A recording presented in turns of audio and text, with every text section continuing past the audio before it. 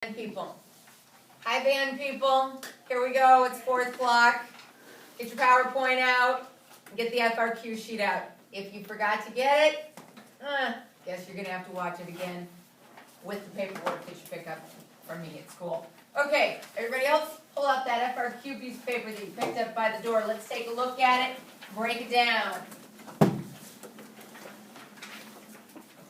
So when we look at this question, of course, half the battle of getting an FRQ correct is that we understand the question in the first place. When we look at this, to what degree and for what reasons did the social gulf between the upper and lower classes widen in the 18th century? So let me ask you this. What is the main thing I'm supposed to be writing about with this particular essay? Upper and lower class. And what about the upper and lower class? Right, that's social gulf, okay? So social gulf equals the division, okay? Right now, we hear a lot in the news about the 1%, the 99% income inequality, the fact that, we're not all at the same place anymore. And a lot of that is occurring because our economics, the way things are operating, are switching.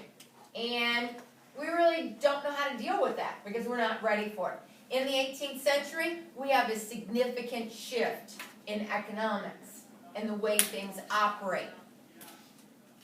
What is it that in this, when I talk about the upper and lower classes and the social division between them, what is it that I have to do with this according to this question?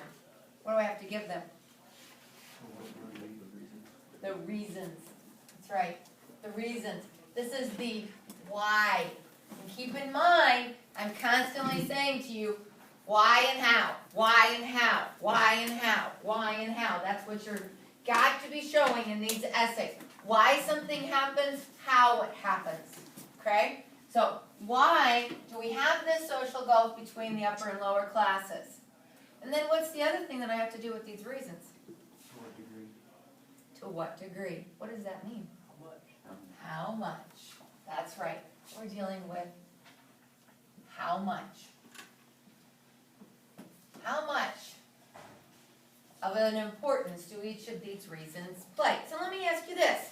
If you were to provide all of your reasons and each reason became a paragraph, what would be the easiest way to show how important a particular reason was?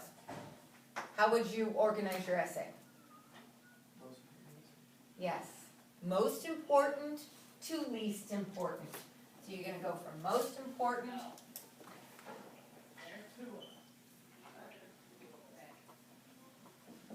to least important.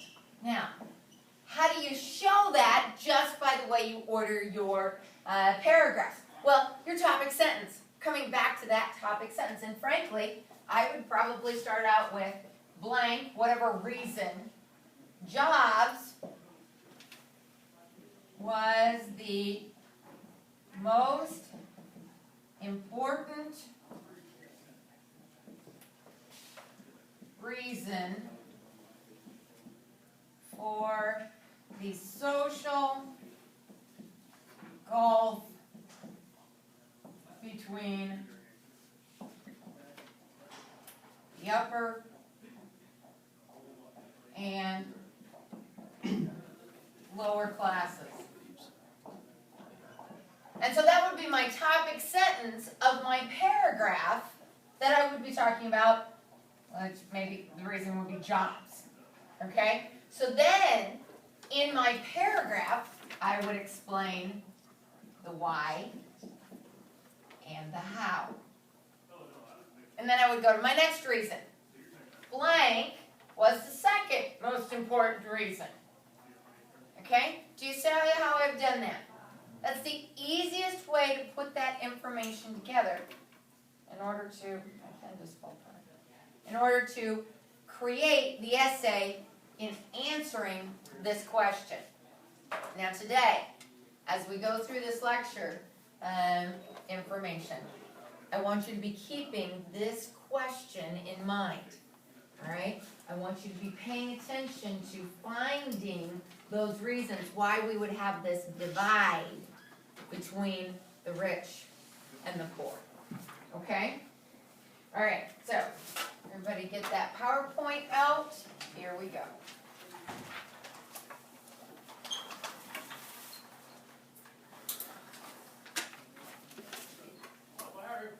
The agricultural revolution is an outgrowth of the scientific revolution.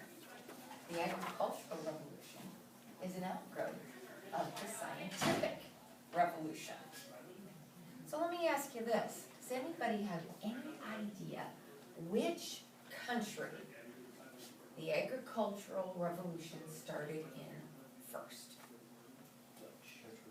The Dutch Republic. That is correct. The Dutch Republic started the whole agricultural revolution. Now let me ask you this. There are very specific reasons, 3 to be exact, 3 very, very specific reasons that enabled the Dutch Republic to start first. What is it that was about that country that put them in a position of creating the agricultural revolution first? Population, yes. Huge population. They had a lot of people to feed, so that's reason number 1. You may know what the reason number 2 is. Give me another reason. They had those scientific advances because of toleration. That toleration enabled that interaction of ideas that enabled things to move forward. Good. Now, one might be a little tricky. Anybody know what that third one might be? Water. It was the geography. The geography. They had very limited land. And so they had to figure out how to use that land at the highest level of crop production that they could get because they had so many people they had to feed. So they had to become creative in what was happening in order to feed their people. Oh, you gotta be kidding me. Turn this on twice now. Let's see if it works. Oh, it worked. This word right here, very important vocab word.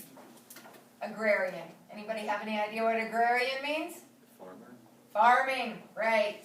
Means farming. That word is most likely going to show up on an AP test, and you need to know what it means. Agrarian means farming.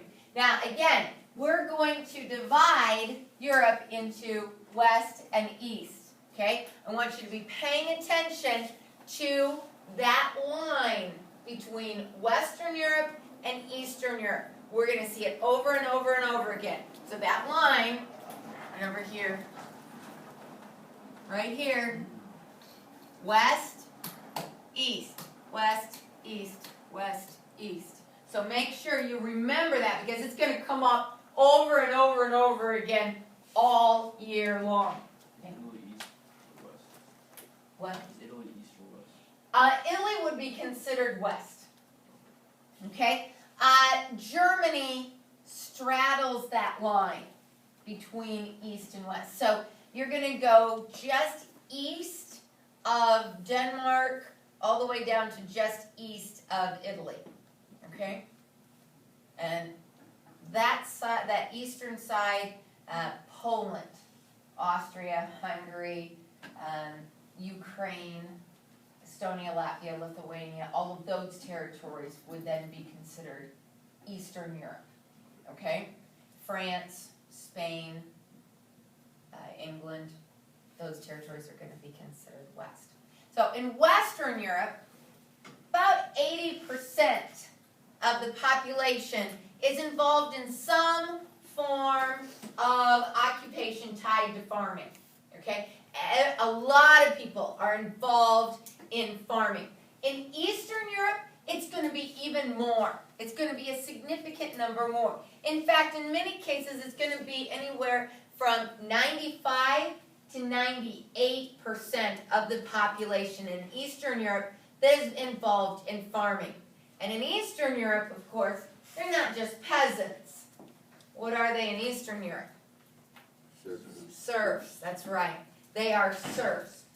They are tied to that land. In Western Europe, they are not serfs. Okay? That's been given up over time. This crop production is going to be done in a variety of ways. But at the beginning, we're going to start with what's called the open field system. I'm turning this other light off so you can see these lines here. So we have these strips, and usually it's 4 strips or 6 strips. There's going to be an equal number of strips where you're actually doing planting, and then a strip of land where there isn't any planting. We're leaving it just sit. And they figured that when we let the land just sit there, that gives it a chance to rest. It's going to be able to be ready to produce lots of crops the next year. And the thing is, guys, when we just let it sit, are nutrients going back into the soil when it's just sitting there? No, it's not. And so we've got this problem with nutrients. And then, of course, we've got this common land territory, and this is where we're going to have grazing of the animals. Now, thing is, there's no fence here between the grazing of the animals and the garden. So if you're a cow in common land, and you realize, oh, look at those bean plants over there, are you going to go over here and eat those beans? Ah, you are. Now for us, we would think, I should put up a fence, okay? We think that that's fairly normal. That for us, that's like, well, duh, put up a fence. But during this time period, that access to land was very important for the peasants in order to feed their families. And so those peasants always pushed back on putting up fences because then that would limit their ability to take care of their own families. Okay? So they didn't want that to happen. Because of this, we're going to end up with times of famine. And we need to find some way to increase our food production because the soil just becomes exhausted.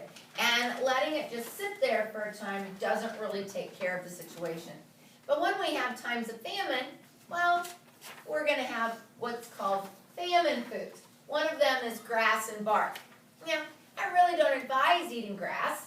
Grass is an incredibly difficult thing to digest. And frankly, if you eat grass, you're going to want to not be around people for a while because you're going to become incredibly smelly as your system tries to digest this grass. Okay? If you want to clear everybody out of the house, eat some grass, you'll clear them out of the house pretty quick. Dandelion, you'll get dandelion soup. And then, of course, the infamous chestnut. And we got these Christmas songs. Anybody know what Christmas song I'm talking about when it talks about chestnuts? Yeah, chestnuts roasting on an open fire. And we get this, oh, isn't that sweet? Hey, Mom and Dad, we should roast some chestnuts. Well, you want to know what? That song is not about, dealing with, oh, we've got so much. It's showing that song was written at a time of poverty. We were dealing with a famine time period. They were eating chestnuts. Now, here in a few weeks, Mr. G, Science Mr. G, not Band Mr. G, but Science Mr. G will roast a bunch of chestnuts, and I'll bring them into class, and I will expect you to try one. Okay? And in that process of trying one, you're going to get figured out why this would be famine food. This is not something you're going to want to eat on a regular basis. I, of course, will have the trash can nearby in case you need to deposit it after you've taken a couple bites. And that's all right. But I do think it's important that you kind of try it so that you can get the real feel of why chestnuts really, this is not a food people want. Chestnuts are really easy to find because they're all over the ground. And so they're going to gather those up, and that's going to be something that's going to be their protein during a time of famine. Yes, dear. Thank you.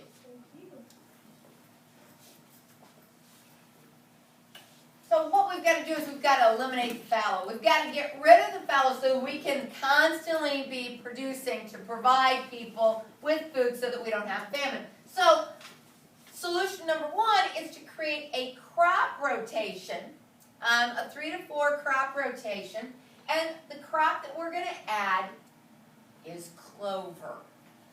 Clover actually puts nutrients back in to the soil, okay? The other thing that clover is going to do is that clover is really high in nutrients that animals can eat, which is actually going to increase the health of your animals. And so you're going to end up with the ability to create more meat products. So you're going to have your wheat, you're going to have your barley, you're going to have some type of ground root vegetable like turnips or potatoes, and then your clover. And you're going to move these constantly through each year so that the clover gets to all fields in order to put nutrients back into the soil. Okay?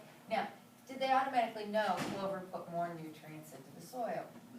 No. This is one of those things from that scientific method. We do the experiments, we do observation, and oh, well, look at this. You know what? The year after I plant something, after that field was in clover, I get a lot more crops out of that. And they get that figured out. Now today, well, yeah, we go, of course, clover, let's have that. But that was something that was discovered during this agricultural revolution. The other thing that happens is we create enclosures. Fences. Wow, what a concept. Let's keep the cow and the pigs out of the wheat. Okay? Now, that in of itself is an important improvement, innovation, but you need to understand that the wealthy, the nobles, put up the fences. The nobles put up the fences and took control of the land. And they were the ones to determine who get to put what kind of animal inside those fences. And all of a sudden, this prevented the peasants from just using what they had previously considered open common land for everybody in the estate. And so those fences, yes, kept the animals out. We put up those fences, but more importantly, those fences become symbols of the wealth and the power of the nobles to have the ability to control the land. Okay? What happens with this is between this crop rotation, between the enclosures, we're going to begin to see a gradual increase of crop production. That gradual increase of crop production is going to enable people to live. The more food you have, the more people who live. And because we are producing so much more in a much easier way, do we need that many more farmers? Nope, we don't. And this becomes a job shift. We end up creating a group of people, and this term is pretty important, it's going to show up, you better know it, proletarianization. This word is talking about these peasants who 10, 20 years ago would have been farmers, but now aren't going to be farmers because they're not needed. And they're going to end up creating cities. These guys are going to wander around and become the people who are going to make the urban poor, who will be key later on for creating the Industrial Revolution, which we will deal with in January. Without the proletarianization of these peasants on these farms, we could have never had the workers for the factories later on. Okay? So, we end up having this situation created in the low countries. Now,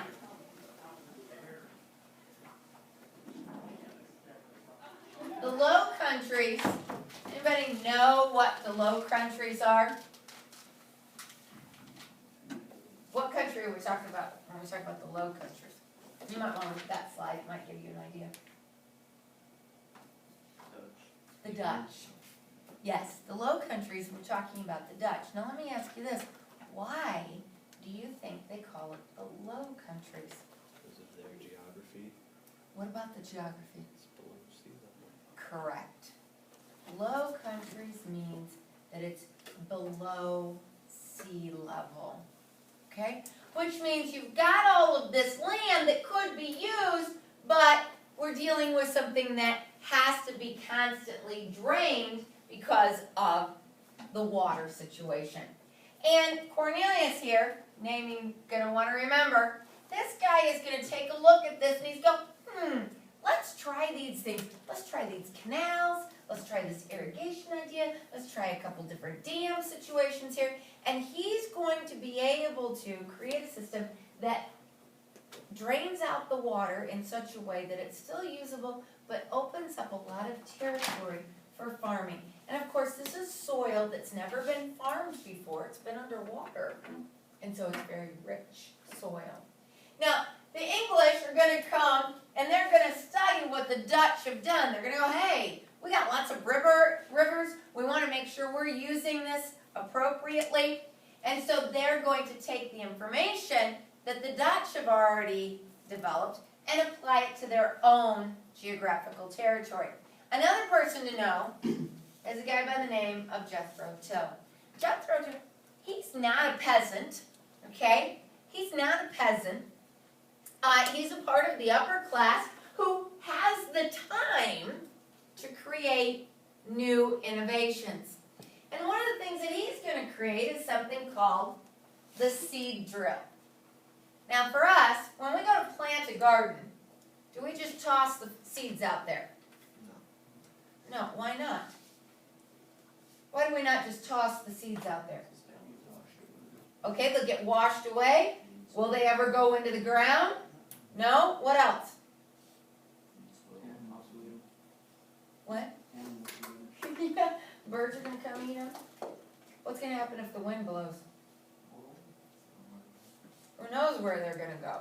Okay? So for us, when we plant a garden, do we plant the seeds in the ground? Yes. Do we plant them in rows? Why do we plant them in rows? Easier to harvest. Water. Does it make it easier to know what's a plant and what's a weed? Yeah, it does kind of make it easier. Yeah, it makes a walkway so you don't trample them. Now, we don't think anything about these things, right? They're just normal. These are things that Jethro Tull discovers for us. He goes, you know what?